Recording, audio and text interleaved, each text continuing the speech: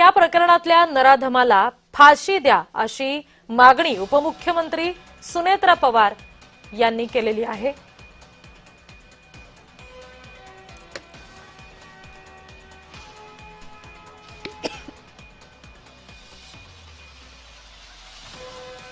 म्हणून महाराष्ट्राचे गृहमंत्री आम्ही त्यांना सांगितलं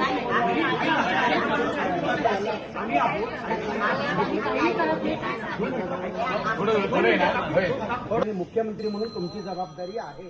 या संदर्भातले आपण आणखी तपशील जाणून घेणार आहोत। प्रतिनिधी प्रीतम पुरोहित आपल्याशी जोडले गेले त्यांच्याकडून। प्रीतम, उपमुख्यमंत्र्यांनी कुटुंबियांना भेट दिलेली आहे, सांत्वनपर ही त्यांची भेट घेतलेली आहे।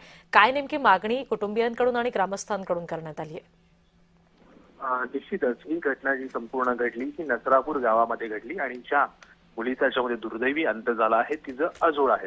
दुसरी गोष्ट म्हणजे ही घटना घडल्यानंतर ती मुलगी मृत झाली आणि त्यानंतर तिला ससून पुण्यातील ससून रुग्णालयामध्ये हलवण्यात आलं आणि ससून मधून तिला आता घरच्यांच्या ताब्यात देऊन तिच्यावरती आता दफनविधी जो आहे तो केला जाणार आहे। ती राहायला पुण्यामध्ये DSK परिसरामध्ये होती आणि याच ठिकाणी घटनेची माहिती मिळतात राज्याचे उपमुख्यमंत्री सुनेत्रा पवार यांनी भेट घेतली आणि कुटुंबियांशी चर्चा करून सगळ्या गोष्टी आपण ह्या योग्य पद्धतीने मार्गी लावून आरोपी नराधमाला फाशीची शिक्षा देऊ, शक्य तेवढे प्रयत्न करू। केस जी फास्ट ट्रॅक वरती आहे ती कशा पद्धतीने लवकरात लवकर येईल याचं देखील त्यांनी आश्वासन दिलं, कुटुंबियांचं सांत्वन केलं।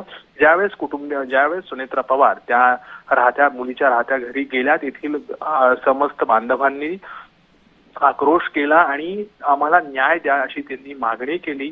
सर्व जे वातावरण थोडं संवेदनशील होतं आणि याच्यामध्ये सुनेत्रा पवार यांनी आश्वासन दिलं आणि त्यांनी राज्याचे मुख्यमंत्री आणि गृहमंत्री देवेंद्र फडणवीस यांना फोन लावला आणि फोनवरती सगळी चर्चा झाली। याच्यामध्ये सोसायटीतील काही पदाधिकारी आणि कुटुंबियांनी देवेंद्र फडणवीस यांच्याशी चर्चा केली आणि चर्चेदरम्यान तुम्ही राज्याचे गृहमंत्री आहात, मुख्यमंत्री आहात, तुम्ही केंद्रीय गृहमंत्री अमित शहा यांच्याशी भेट घालून त्या नराधमाला फाशीची शिक्षा द्या, जेणेकरून पुढे असं कोणी करायला जजावणार नाही, कोणाची इच्छा होणार नाही, एक चपराक बसेल, कायद्याची धाक दाखवा अशी त्यांनी एक विनंती केली। हे सर्व सुनेत्रा पवार यांच्या समोर घडलं आणि सुनेत्रा पवार यांनी देखील कुटुंबियांना आश्वासन देऊन तेथून त्यांची भेट घेतली आणि त्या पुढच्या कामासाठी आता मार्गस्थ झालेल्या आहेत। मात्र दुसरीकडे नसरापूरमध्ये देखील राजकीय नेत्यांच्या सध्या या घटनास्थळी ज्या आहेत भेटी आहेत आणि गावकऱ्यांच्या सगळा जो काही रोष आहे, जो काही संतप्त भावना आहेत त्या देखील त्या जाणून घेतात आणि संबंधित प्रशासनाला त्या पद्धतीच्या ज्या काही आहेत त्या सूचना वजा योग्य त्या पद्धतीने कारवाई करण्याचं ते मार्गदर्शन देखील करतात।